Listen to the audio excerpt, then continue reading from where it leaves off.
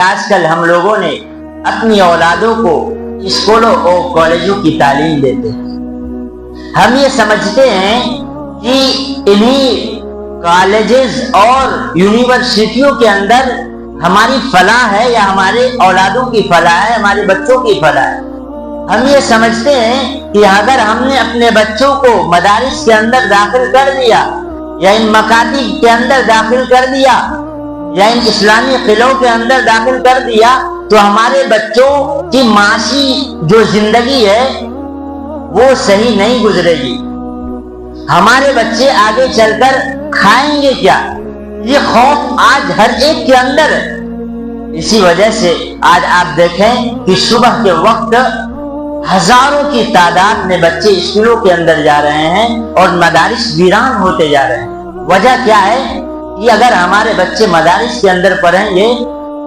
تو یہ آگے چل کر کمائیں گے کیا اور کھائیں گے کیا؟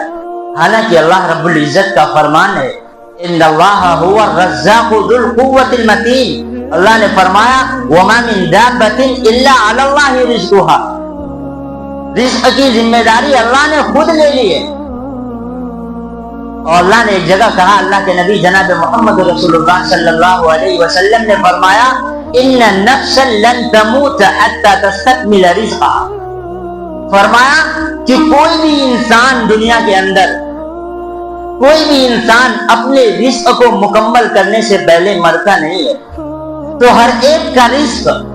اللہ کے یہاں متعین ہے۔ اس کے باوجود آپ اگر یونیورسٹیوں کی تعلیم میں اپنے رزق کو منحصر سمجھتے ہیں تو یہ ایمان میں خطرہ ہے گویا۔